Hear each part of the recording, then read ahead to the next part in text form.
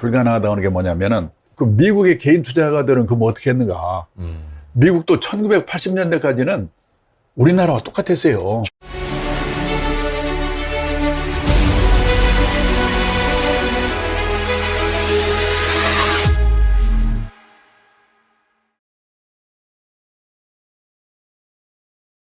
벌써 저희가 9개월 만인가요? 와, 그렇죠. 시간이 되게 빠르네요. 작년 9월. 예. 시간이 너무 빠릅니다. 네. 우리 트러스톤 자산운용 연금 포럼의 강창희 대표님 오랜만에 오셨습니다. 다시 찾아주셔서 감사합니다. 최근에 뭐 물론 시장 상황 보셔서 아시겠지만 코인류는 거의 뭐 낙엽처럼 떨어지고 있고 주식도 그냥 뭐 비처럼 떨어지고 있고 심지어 부동산도 그렇고 그래서 많은 사람들이 되게 힘들어하는 시기거든요. 근데 어떻게 보면 대표적인 뭐 주가 폭락 이런 것도 대표님은 수십 번을 다 지켜보셨잖아요. 그러니까 제가 지금 이제 1973년 9월부터니까 지금 만 49년 됐고 이제 50년 곧 쓰는데 그 사이에 뭐 수없이 이렇게 주식 붐이 있었고 또 떨어져서 손해보고 그런 분들이 많았거든요. 맞아요. 그래서 이제 이번에도 제가 이렇게 그런 상황을 보면서 저는 최근 한 20년 동안 단기 시황 예측은 열심히 노력은 하지만은 불가능하다고 생각을 하고 원칙을 지켜야 된다 그런 얘기를 계속 주장해 왔는데 요번 그 동학개미 투자자분들의 시작부터 지금까지 동향을 보면은 옛날과 달라진 게 뭐 거의 없구나. 그런 생각을 하게 되면은 좀 약간 자괴감이랄까 내가 지금 뭘 하고 있었나 그런 생각이 드는 거죠. 그래서 참 어떻게 하면은 투자자분들이 좀 이런 거에 대해서 이해를 하고 좀 투자의 자세일까요? 원칙을 지키는 쪽으로 바뀌어질까 노력은 하고 있습니다. 아니 근데 사실 주식 투자자의 어떤 행태, 그러니까 계속 이제 반복이 되는 것 같기는 한데 그 내용을 보면 어떻게 보면 그게 인간의 본성이기도 하잖아요. 그런 것 같아요. 흔들릴 때 막 도망가고 싶고 숨고 싶고 대표적으로 어떤 모습들이 좀 그러니까 이제 이번에도 보면요, 우리 다 복기를 해보면은 2020년 3월이었나요? 그러니까는 코로나 사태가 시작이 되면서 주가가 폭락을 해가지고 절반 수준으로, 그러니까 종합주가지수가 1400대까지 떨어졌지 않습니까? 근데 그다음부터 다 사람들이 넋을 놓고 있는데 주가가 또 살살 오르기 시작해가지고 1년 후 2021년 7월에 보니까 3300까지 올랐더라고요. 그리고 지금 어제 제가 보니까 2300대 있더라고요. 피크에서 한 30% 정도 지금 하락해 있는 그런 상황에 있잖아요. 근데 문제는 그 주식을 산 분들의 한 60% 정도가 2,900대에서 3,300대에 사셨다고 어느 증권회사에서 이렇게 분석한 걸 자료를 보니까 뭐냐면은 다 1,400대 샀다거나 그러면은 상관이 없는데 대부분의 투자자분들은 그 피크 수준에서 샀기 때문에 비쌀 때 아마 비쌀 때 다 사셨, 그게 이제 붐일 때 사셨단 말이죠.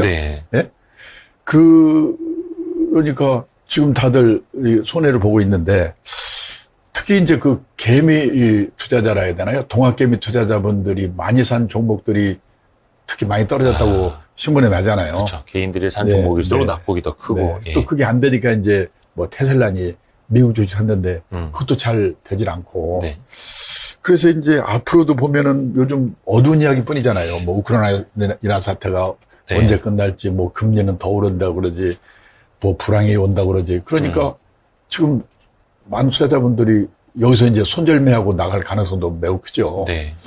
그런 게 옛날에 했던, 그러니까 약간 모습만 다를 뿐이지 그 패턴은 또 역시 반복되고 있구나. 그런 생각이 들더라고요.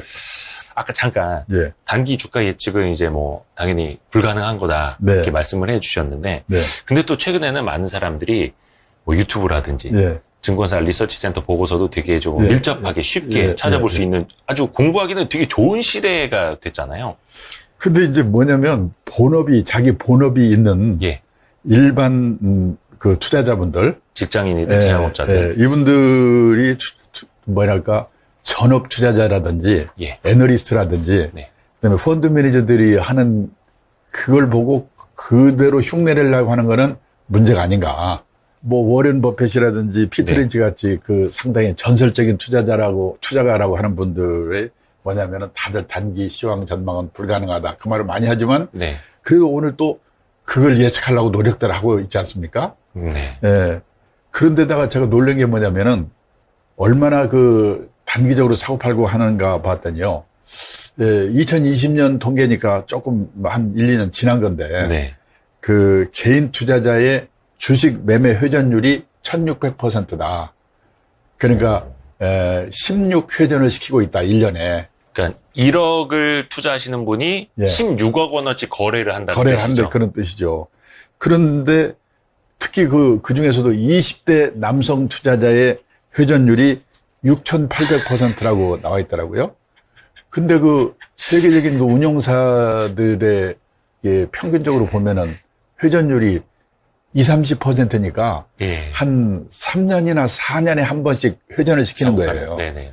근데 우리나라 20대 남성 투자자의 매매 회전율이 자본시장연구원에서 발표한 걸 봤더니 6,800%라고 나왔더라고요. 깜짝 놀랐어요. 그러니까 1억을 투자하시는 분이면 예. 1년에 예, 68억 원어치 거래를 예, 예. 그러니까 뭐냐면 와. 결국 이거 회전이니까 네. 일주일에 한 번 이상 회전을 시킨다는 얘기거든요. 예. 그러니까 첫째는 뭐냐면 그런 식의 초단기 매매로 성공을 할 수 있느냐가 첫째가 문제고 예. 저는 더 큰 문제가 뭐냐면은 저도 직장인으로 지금 이제 내일 모레 50년 되는데요. 네, 네. 그런데 쫓겨가지고 사고팔고 해서 그러면은 일주일에 한 번 이상 돌리려고 해놓으면 꿈에도 그게 나타날 거란 말이죠. 그러면 회사에 나와서 넋 놓고 있으면은 회사에서 잘리죠. 그러니까 일에서도 성공 못하고. 본인의 일에 집중을 못하죠. 못하죠. 예. 누가 되든. 그래서 이제 저도 옛날에 1970년대에 같이 입사해서 업계 동료들 이렇게 보면은 뭔가 내가 돈을 재테크해서 벌어봐야 되겠다고 했는데 네. 재테크도 못하면서 또 일에서도 실패하는 사람들을 많이 봤는데 네. 결국 그런 상황이 아직도 계속되고 있구나. 그런 생각을 하는 거죠. 그래서 저는 계속 주장하는 게 가장 큰 투자 엔진은 자신의 직업이다. 네. 일에서 성공해야 되는 거긴데 네. 지금 요번 동학개미 투자자 붐이 있는 동안에 유행했던 말이 돈에도 일을 시키자고 그러잖아요. 그렇죠. 그건 참 좋은 일인데 어떻게 보면은 돈에만 일을 시키자. 네네. 그런 거 아닌가. 근데 직장인들이 회사에서 하고 있는 일은 가장 중요한 금융자산이거든요. 네. 그 일에서 월급 나오죠. 보너스 나오죠. 퇴직금 나오죠. 근데 일에서 성공을 못하게 되면은 돈을 좀, 일해서 재테크해서 돈을 좀 얼마 벌어봤자 그 의미가 없다는 거죠. 2020년, 21년 초까지 그랬죠. 예, 젊은 예. 사람들이 그냥 노동의 가치를 그냥 네. 되게 좀 열등하게 봤죠. 네. 그런데 이제 그게 일반 개인 투자자들이 단기 예측으로 불가능하다고 하는 게 뭐냐면은 미국의 개인 투자가들은 그럼 어떻게 했는가. 미국도 1980년대까지는 우리나라와 똑같았어요. 1980년대. 80년대까지는. 네. 예를 들어서요. 피델리티라는 세계적인 자산운용사 있잖아요. 예. 거기에서 1977년 5월부터 네. 1990년 5월까지 네. 만 13년 동안 한 펀드를 쭉 안 잘리고 운용해온 사람이 피터 린치라는 사람이잖아요. 월가의 영웅. 예. 예. 피터 린치라는 전설적인 펀드 매니저라고 그러죠. 네. 근데 그 사람이 13년 동안 운용하면서 수익률을 봤더니 13년 동안에 2,700% 수익을 냈더라고요. 예. 누적 2,700%. 그리고 이 연평균 수익률로 보면 29%. 어마어마한 거죠. 그러니까 13년 동안 평균으로 따지면 매년 29%씩 수익을 낸 거예요. 그렇죠. 그런데 문제는 13년 동안에 그 펀드에 투자한 사람의 절반 정도가 손실을 봤다고 나와 있는 거예요. 아니, 13년 동안에 2,700%. 네. 연평균 수익률이 29%. 그러면 당연히 이익 봤어야 되잖아요. 네네네. 그런데 절반이 손실을 봤다는 게 뭐냐면 어떻게 그럴 수 있을까요? 그러니까는 네. 2,700% 오르더라도 이렇게 오르는 게 아니거든요. 수직으로 오르는 게 아니라 요즘 한 3년 동안에 우리 그랬던 것처럼 네. 한 몇십 % 상승했다가 다시 몇십 % 떨어졌다가 다 상승했다가 떨어졌다 하는데 네. 그거를 13년 동안은 해서 계속 꾸준히 운영을 했더니 2700% 했다는 거기 때문에 네. 제일 나쁜 케이스가 뭐냐면은 이번 우리 국면에서 볼 때 한 3,000 고무렵에 2,900에서 3,300 사이에서 대부분이 샀잖아요. 올라가면 들어오고. 네, 그때 샀고 한 2년쯤 지났는데 지금 2,300포인트 30% 떨어지니까 참다 못해서 아이 나쁜 놈들 하고는 팔고 나가는 게 대부분의 투자자들의 성향이라는 아예 거죠. 실력 없는 놈들이 이러면서 팔고 떠나고. 네. 그러면서 수익을 못 내면서 사람들이 깨달은 거예요. 미국의 경우에는 일반 투자자들이 단기 시황 전망에 쫓겨서 사타파라타에서는 벌 수가 없는구나. 그래서 이 투자의 원칙, 장기 투자, 분산 투자의 원칙을 지켜야 되는구나. 이걸 깨닫고 또 학교에서도 이런 교육을 계속 시켜가지고 다는 아니지만은 많은 투자자들이 이제 장기 투자, 분산 투자에 대해서 이해를 하고 그렇게 하려고 노력을 하는 거예요. 예. 그쵸. 그런데 보통 지금 이런 말은 벌써 외국 재계도 나오고 국내 재계도 장기 투자, 분산 투자 얘기는 나오는 거거든요. 네. 그러니까 그 얘기를 들을 때마다 식상해가지고 또 그 얘기.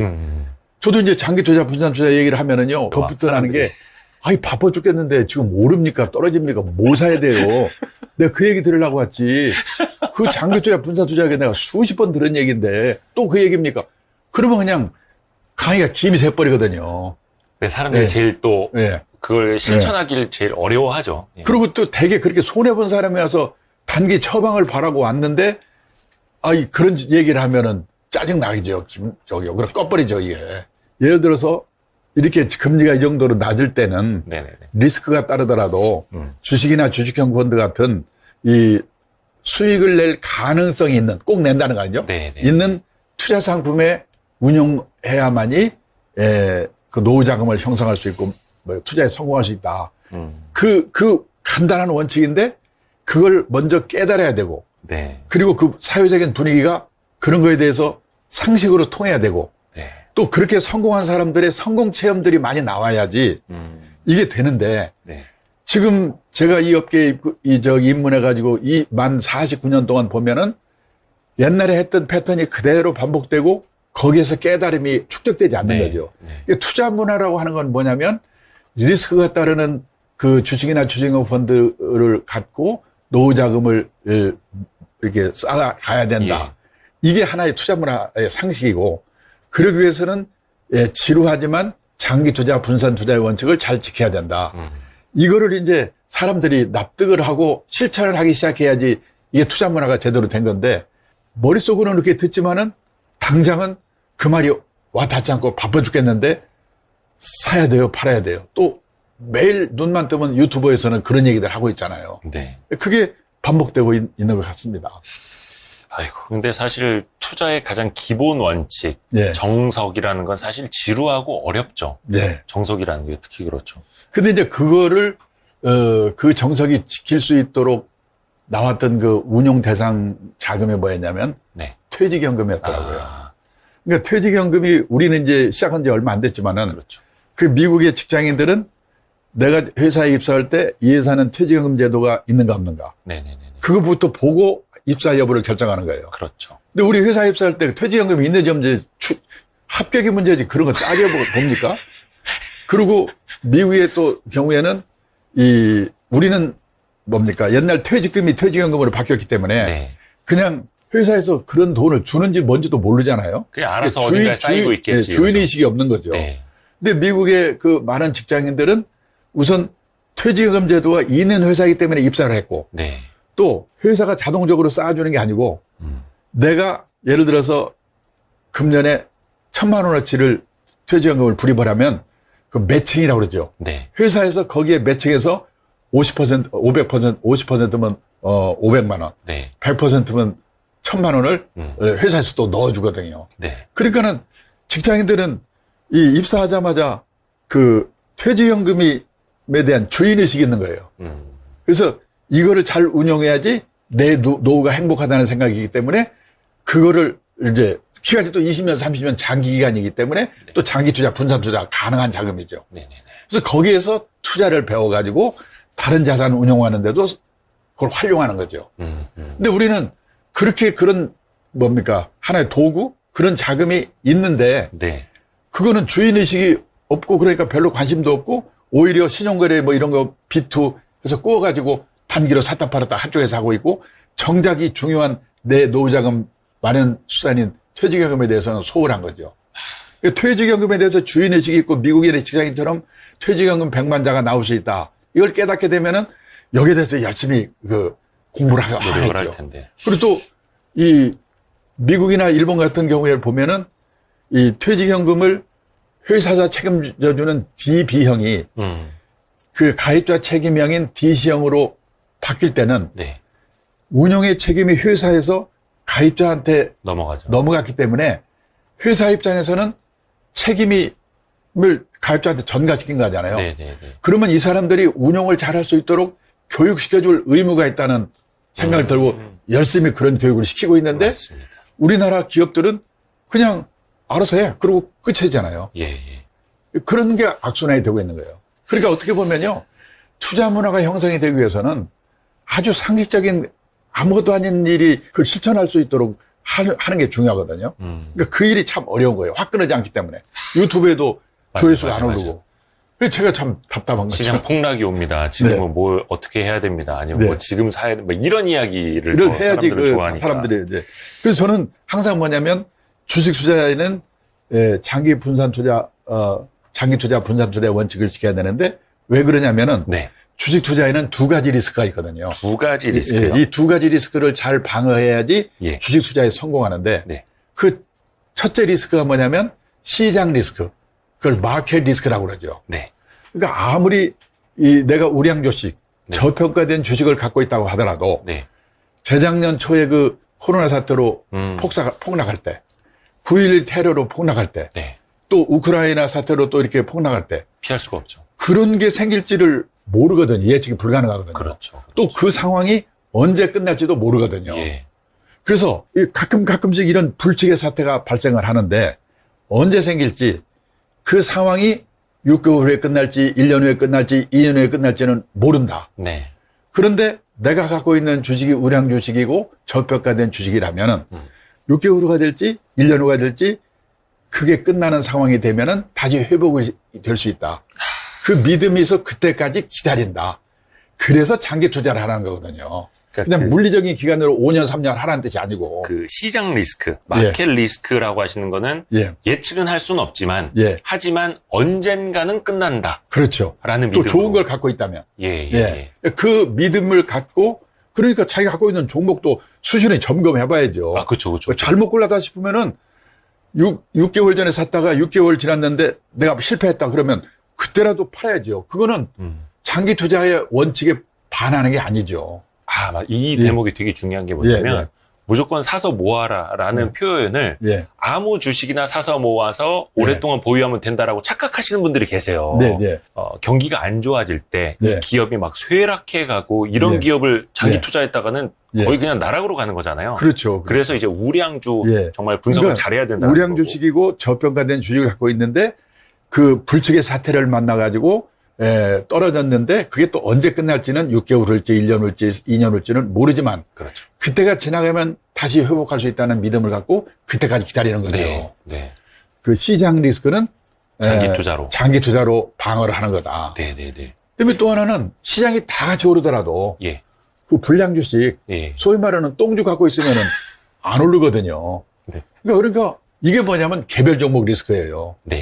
그래서 종목 리스크. 좋은 종목을 고르려는 노력을 많이 해야 돼요. 그게 유튜브에서도 많이 하고 있잖아요. 그렇죠. 그런데 아무리 노력을 해도 예를 들어서 분석을 하고 기업 방문하고 또 전문가 도움도 받고 유튜브에 그런 좋은 많이 방송이 나오잖아요. 그렇죠. 저도 분석도 많이 그걸 들어볼 때마다 야, 참 어떻게 이런 것까지 분석을 하는가. 그럴 정도로 좋은 자료들이 많이 있어요. 그렇죠. 활용을 잘 안 해서 그렇지. 거의 엔간한 유튜버들이 그 회사 사장님보다 그 회사를 더 잘 알아요. 그러니까 어떻게 보면 회사의 예측을 미래를 사장보다 더 잘 예측을 객관적인 입장에서. 근데 이제 문제는 아무리 노력을 해도 신이 아닌 이상 100% 우량 종목 고른다는 보장이 없으니까. 그래서 5종목, 10종목, 20종목에 분산 투자하세요.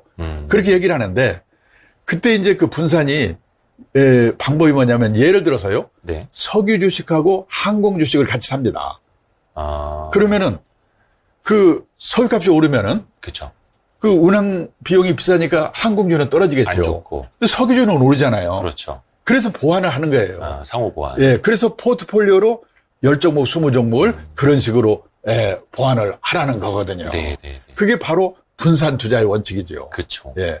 그러니까 장기 투자, 분산 투자를 이 얘기를 하면 짜증내지만은 좋은 종목 고르는 노력을 하지 말라는 게 아니고 하되 그 원칙을 지켜가면서 해야지 실패를 안 하는데 네. 분산 투자의 방법에는 또 세 가지가 있어요. 분산 투자에도 세 가지가 세 있다. 가지가 있는데 뭐냐면 첫째가 뭐냐면은 이 종목 분산인데 네, 네, 네. 그러니까 아까 말한 석유 주식과 항공 주식 이런 건 보완되는 종목을 한 5개, 10종목 사는 게 첫째 종목 분산이고 네. 두 번째는 리스크 크기별 분산이 있어요. 예를 들어서요.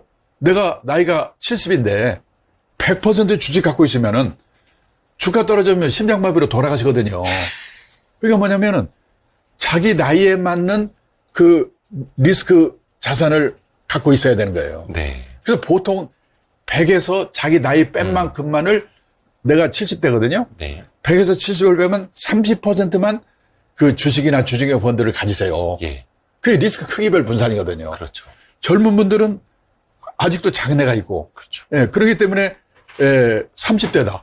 100에서 30은 70 남으니까 70% 정도는 주식이나 주식형 펀드에 넣고 30%는 좀 채권형 펀드, CMA 같은 안정적인 데 넣으세요. 네. 이게 리스크 크기별 분산이에요. 네.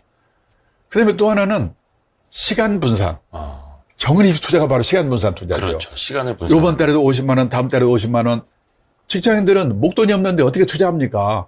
그분들을 위해서 있는 게 뭐냐면 시간 분산 투자, 적립식 투자가 적립식으로. 있거든요.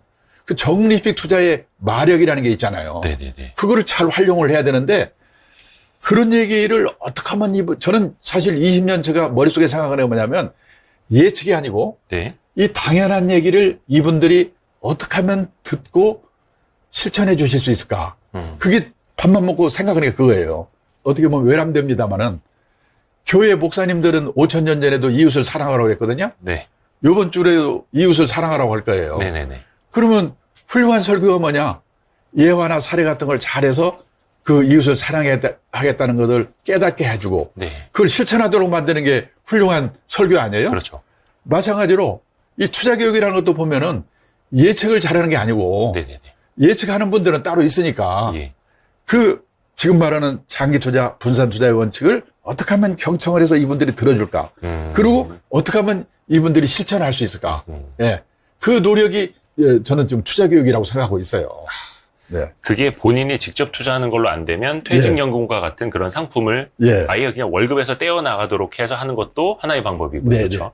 그래서 저는 결론적으로 말씀드리면은 많은 분들이 이 퇴직연금에 가입을 하고 있고, 네. 그 다음에 자영업자, 그 개인 사업하는 분들도 세제 혜택 받으면서 퇴직연금 가입하고 있잖아요. 네네.